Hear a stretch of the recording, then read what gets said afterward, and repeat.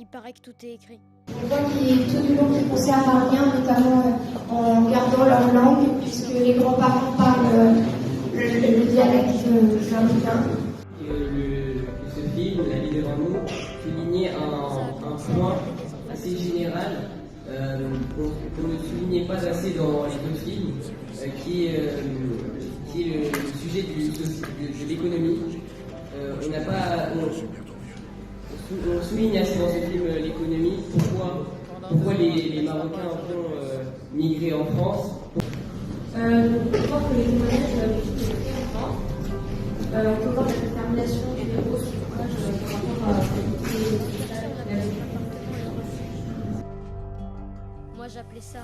m'a vraiment beaucoup plu ce film.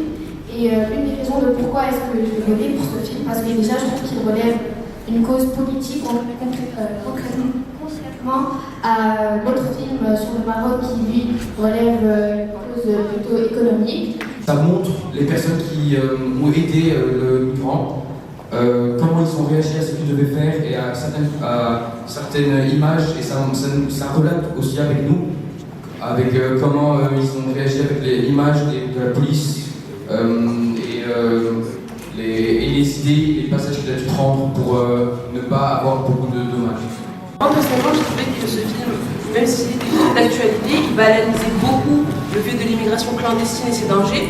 Donc comme l'a souligné Chéti, on appelle ça comme des jeux. Or, pour un public âgé quand même de moins de 15 ans, ça peut être très marquant. On appelle un jeu le fait d'immigrer clandestinement, que ce soit par bateau ou par train.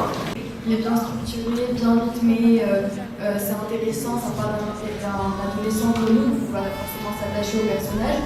Moi je peux dire mon avis personnel sur le film, c'est mon préféré parce qu'il y a peu dans ce personnage, du coup on se concentre sur le personnage. J'aimerais juste ajouter que le fait que le film se concentre sur un seul personnage et pas plusieurs personnes en train de jouer, ça rajoute on se fait qu'on peut vraiment s'attacher, on a le temps de s'attacher au personnage, alors que sur le film numéro 1, à chaque fois il y a 5 ou 6 personnes qui reviennent en boucle, mais c'est toujours de nouvelles personnes qui parlent, donc on n'a pas vraiment le temps de s'attacher, de comprendre l'histoire d'une personne. Je voudrais également souligner la dimension moralisatrice de ce film, puisqu'en effet, le personnage principal a dû quitter son pays à l'âge de 15 ans. Alors ici, je pense que tout le monde a plus que 15 ans. Alors ce personnage-là a dû quitter son pays à un âge très jeune et n'a pas eu la chance de terminer son parcours scolaire. La dimension moralisatrice nous remet en question le spectateur. On n'est pas captivé par un montage dynamique et les plans de coupe sont très longs. Moi je pense que c'est un peu dommage parce que le film n'est pas très attachant, il n'est pas très captivant dans un sens où d'habitude dans un film on a toujours un personnage principal et là il n'y en a pas. Du coup voilà, c'est pas très intéressant. Moi j'ai bien aimé comment ces collégiens étaient attachés à leur pays. Ils parlaient même de faire leurs études en dehors du pays et même de revenir après. Sachant que Liban, on sait qu'elle a traversé beaucoup de choses durant toute cette époque. Et, voilà. Un passage du reportage qui m'a vraiment transcendé, happé, je dirais même, c'est qu'à la fin, il y avait une fille qui avait écrit un poème pour sa mère, qui était morte, je pense, dans les expériences, si mes souvenirs sont bons. Et c'est des moments comme ça, où dans des passages, il y a des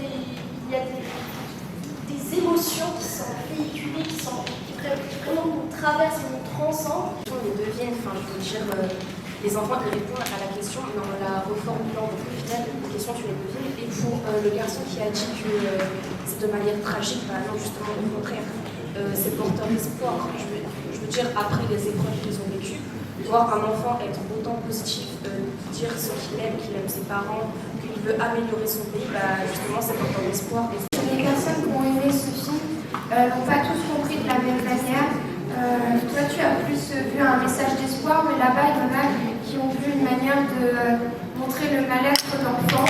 J'aurais pu vraiment aimer le film si on n'aurait que entendu les enfants. Je pense que le fait qu'il y ait 30 secondes pour que les enfants il parle, c'est assez authentique, ça veut dire que c'est pas préparé.